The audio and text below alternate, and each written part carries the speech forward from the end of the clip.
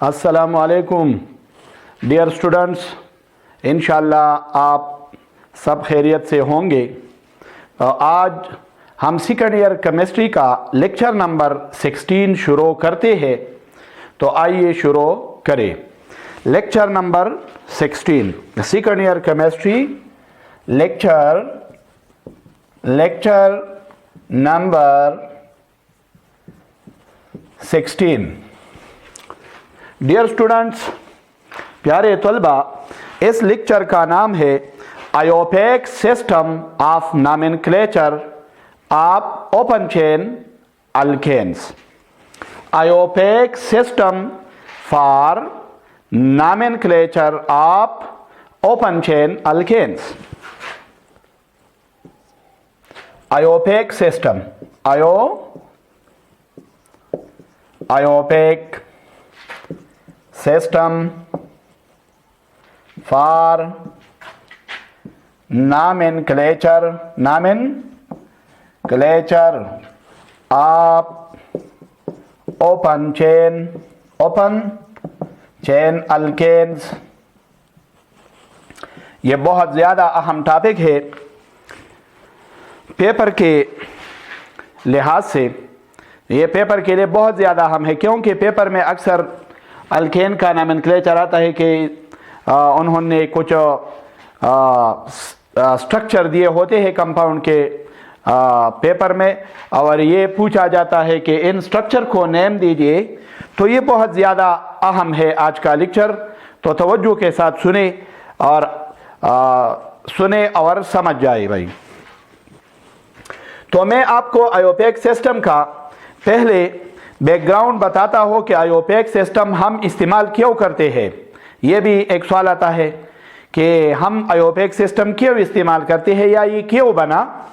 तो तलबा याद रखो, बाज़ कंपाउंड्स, बाज़ अल्केन्स, ओपन चेन अल्केन ऐसे होते हैं जो कम्प्लेक्स होते हैं, जिसमें शाखें बहुत ज़्यादा होते हैं, ब्रांचेस ज़्यादा होते हैं, सबस्टिट्यूएंट्स जिसे कहते हैं। तो कॉमन सिस्टम में फिर कोई उसूल नहीं पाया जाता कि ऐसी कम्प्लेक्स मुरक्कबात को या कम्प्लेक्स अल्केन्स को नाम दे सके। तो इसलिए हम आयोपेक सिस्टम इस्तेमाल करते हैं। फॉर एग्जांपल मैं आपको बताता हूँ, ये एक कंपाउंड है, लेकिन यहाँ पर एक ब्रांच है, यहाँ पर भी है, यहाँ पर भी है, यहाँ पर भी है, आप देख सकते हैं, यहाँ पर भी है, यहाँ पर मिथाइल ग्रुप है, ये ब्रांचेज है भाई। तो आप देख सकते हैं कि अगर हम चाहें कि इस कंपाउंड को, ये कम्प्लेक्स कंपाउंड है, complex organic complex open chain alkane है, तो इसको कॉमन सिस्टम में किस तरह नाम दिया जाता है। कॉमन सिस्टम में तो ऐसे कंपाउंड के लिए कोई भी उसूल नहीं है। तो जब मुरक्कब कंपाउंड, ऑर्गेनिक कंपाउंड कम्प्लेक्स हो जाता है, तो फिर हम किस चीज़ का इस्तेमाल करेंगे भाई? आयोपेक सिस्टम का इस्तेमाल करेंगे। तो ऐसे कम्प्लेक्स मुरक्कबात को नाम देने के लिए हम आयोपेक सिस्टम इस्तेमाल करते हैं। तो आइए अब आयोपेक सिस्टम की तरफ जाते हैं। तो आयोपेक सिस्टम के कुछ उसूल साइंसदानों ने बनाए हैं भाई, और रूल कौन कौन से हैं तो याद रखो, ये रूल जहन में रख दीजिए। रूल्स, पहला रूल इसमें ये है कि आप तलबा ऐसा करेंगे कि पहले कार्बन एटमों का सबसे लंबा चेन लेंगे, जंजीर लेंगे। Select the longest continuous chain of carbon atom, select the longest chain of carbon atoms. दूसरा उसूल, give number two the chain, chain को नंबर दे दो, यानी कैसा नंबर? 1 2 3 कार्बन के ऊपर लगाओ। तो number the chain from that side, उसी तरफ से, which is close to the branch, जो ब्रांच के करीब हो, सबस्टिट्यूएंट के करीब हो। तो आपको चाहिए कि ऐसे साइड से नंबरिंग करें जो ब्रांच के करीब हो। start numbering the chain, start numbering the carbon chain from that side which is near to the substituent. सबस्टिट्यूएंट्स को हम ब्रांच भी कहते हैं।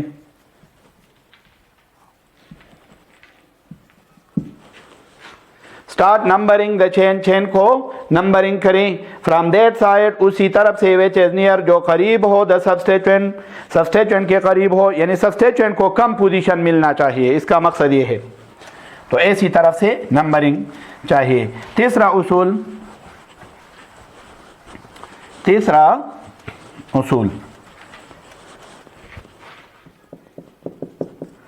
गिव पेरेंट नेम दे दो, यानी पेरेंट नेम का मकसद है स्टेम नेम, बड़ा नाम दे दो। Give parent name to the alkane on the basis of number of carbon atoms, number of carbon atoms in the chain, यानी चेन में जितने, यानी लॉन्गेस्ट चेन में जितने कार्बन एटम हो उसकी बुनियाद पर पेरेंट नेम दे दो। चौथा उसूल क्या है भाई, याद रखो ब्रांचेस यानी सबस्टिट्यूएंट जो है इसकी पोजीशन और नाम पेरेंट नेम से पहले लिखना चाहिए। ब्रांचेस की पोजीशन, मुकाम और उनके नाम पेरेंट नेम से पहले लिखने चाहिए। तो क्या करें, write the position and names of substituents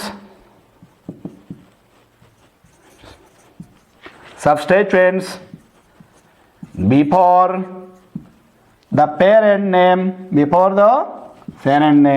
parent name से पहले लिखिए, क्या लिखिए, position and names of the substituents before the parent name. याद रखो इन अल्फाबेटिकल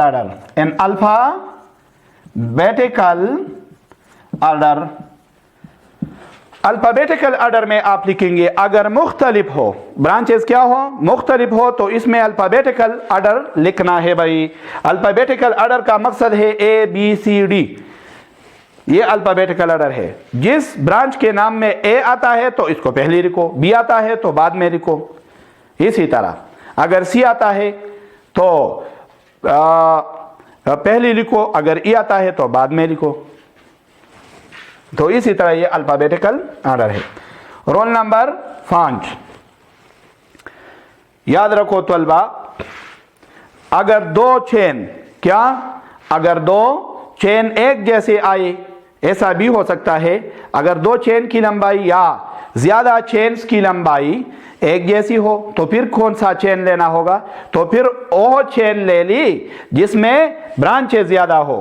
क्या ज्यादा हो, branches. If more chains are of equal length, then select that chain which has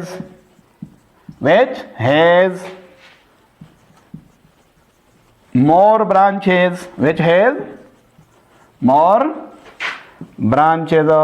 जिसमें क्या हो, ज्यादा ब्रांचेस हो। इसी तरह रूल नंबर 6 क्या हो जाएगा,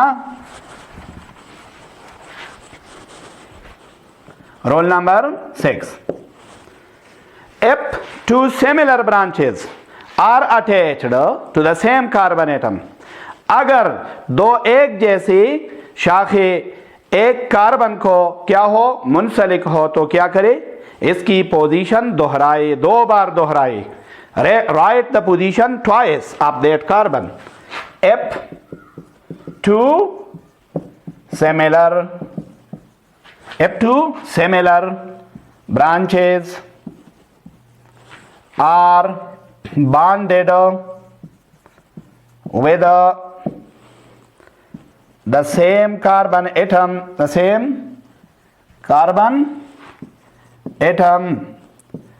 then write their position twice, 2 बार लिखिए भाई। ट्वाइस का क्या मकसद है, 2 बार। F2 similar branches are bonded, अगर दो एक जैसे ब्रांचेज मुंसलिक हो, बॉन्ड हो with the same carbon atom, एक जैसे कार्बन एटम के साथ, then write their position twice, तो इनकी पोजीशन क्या रखो, लिखो 2 बार लिखो भाई, 2 बार। आठवां उसूल क्या हो जाएगा, 7वां उसूल। 7वां उसूल ये है कि अगर ज्यादा अल्काइल ग्रुप हो, ज्यादा ब्रांचेज हो, तो क्या करे, ज्यादा ब्रांचेस के लिए क्या इस्तेमाल करे भाई, डाई ट्राई टेट्रा। अगर ज्यादा ब्रांचेस हो, एक जैसे हो, तो क्या इस्तेमाल करे, डाई ट्राई टेट्रा पेंटा इस्तेमाल करो। For more similar branches use di, tri, tetra, penta, hexa, hepta, etc वगैरह। ये अल्फाज क्या करो, इस्तेमाल करो। Di for 2, tri for 3, tetra for 4, penta for 5 carbon atom, hexa for 6 carbon atom. तो ये अल्फाज क्या करो, इस्तेमाल करो।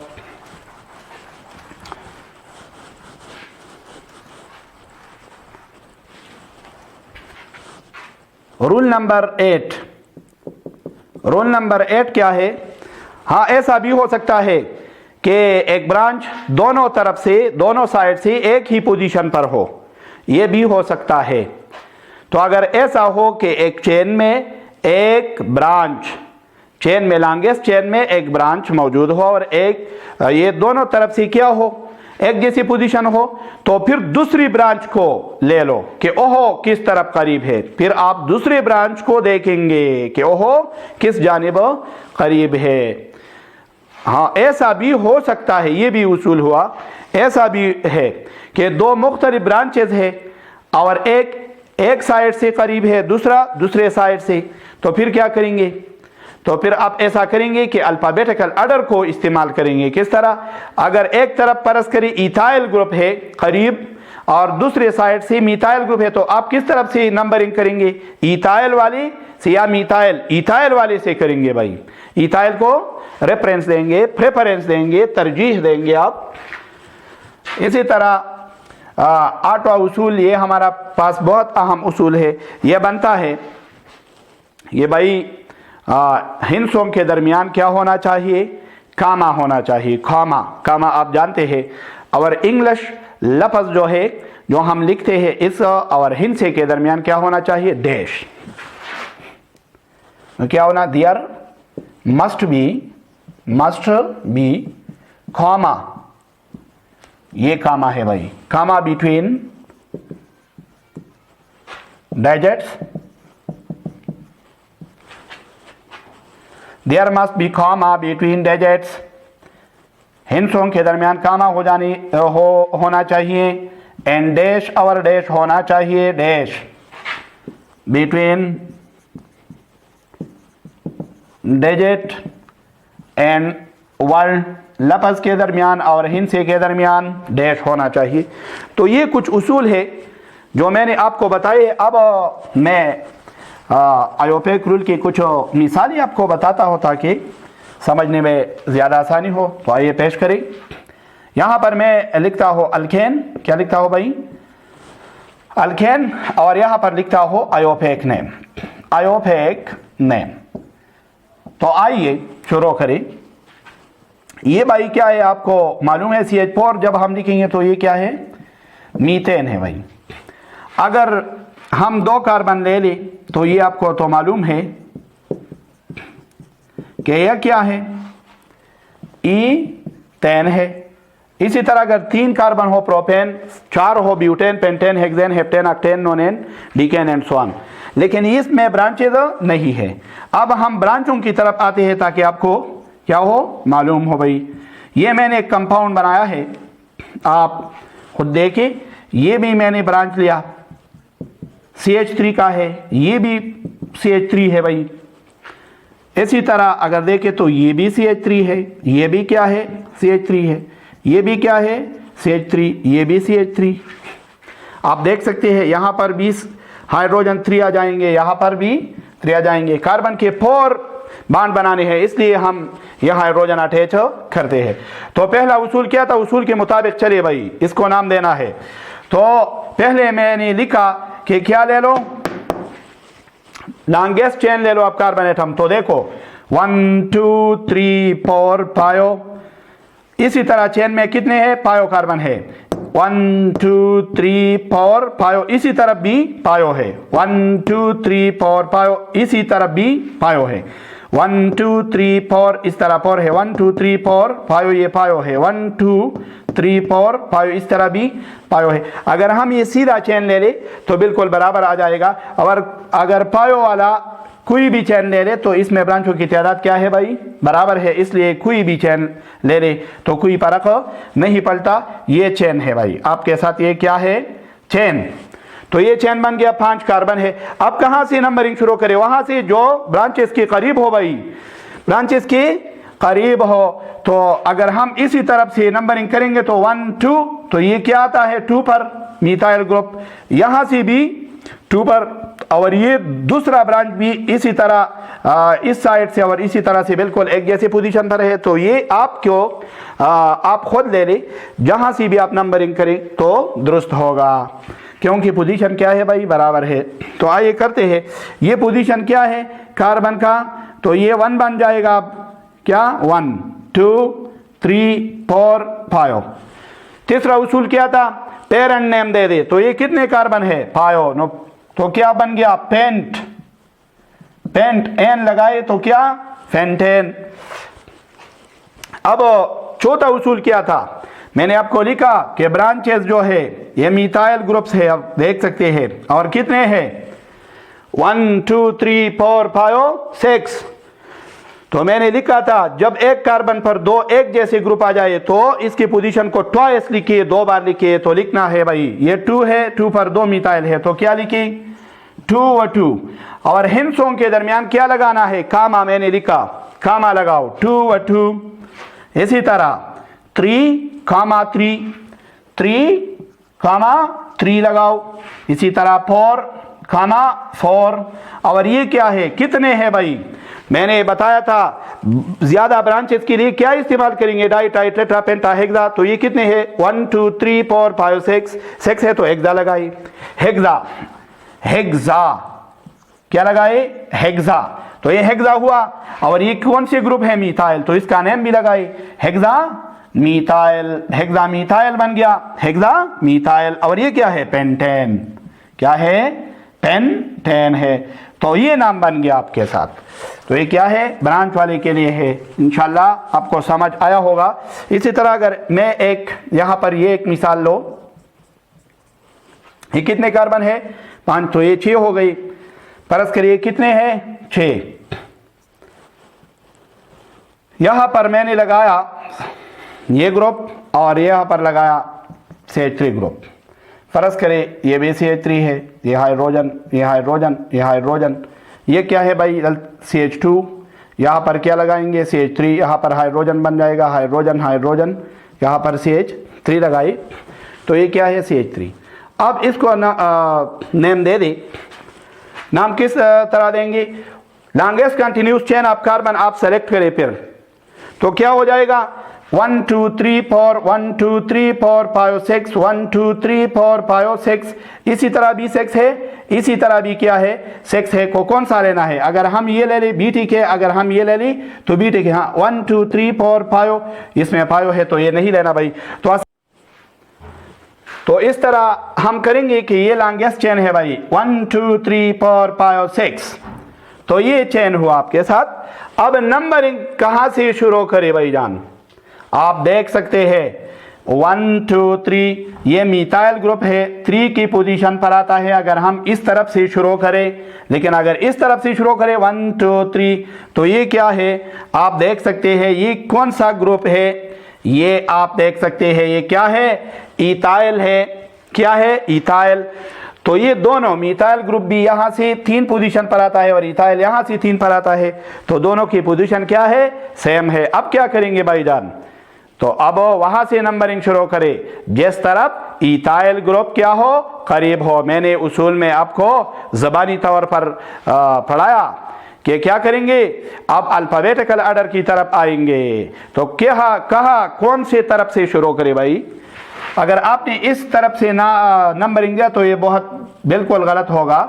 इस तरफ से दे दे क्योंकि ये क्या है? इथाइल ग्रुप है और ये क्या है? मिथाइल। तो एम अल्फाबेटिकल ऑर्डर में बाद में है और इथाइल क्या है? पहले आता है। तो इथाइल को हम क्या देंगे? तरजीह देंगे। इसी तरफ से नंबरिंग करेंगे। तो आइए नंबरिंग करते हैं किस तरह। तो ये क्या हुआ भाई? 1। क्या हुआ? ये कार्बन, ये नंबर 1 हुआ। ये 2, ये क्या हुआ? 3 4 5 6। याद रखो तलबा, यहां पर कुछ भी नंबर नहीं लगाना इस कार्बन पर, और इस कार्बन और इस पर बिल्कुल नंबर नहीं लगाना है। याद रखो सिर्फ चेन को नंबर देना है, ठीक है। तो ये क्या हुआ? नंबरिंग। अब हम आते हैं, नंबरिंग हुआ है भाई, तो क्या लगाए? दूसरा उसूल किस तरह मैंने कहा कि आप किस तरह करें? चेन ले ली और नंबरिंग, तो चेन भी लिया नंबरिंग भी किया, तो दो उसूल तो हो गई। तीसरा उसूल क्या है? इन ब्रांचों की पोजीशन और नाम लिखे पेरेंट नेम से पहले, और पेरेंट नेम पहले लिखे पेरेंट। तो तीसरा उसूल क्या है? Parent name. पेरेंट नेम क्या हो जाएगा? 6 कार्बन है तो क्या? हेक्सेन बन जाएगा। क्या? हेक्सेन। क्योंकि अल्केन है तो एन लगाई, हेक्सेन बन गया। यहां पर इथाइल ग्रुप है और ये कौन सी पोजीशन पर है? 3 पर। तो ये क्या हुआ?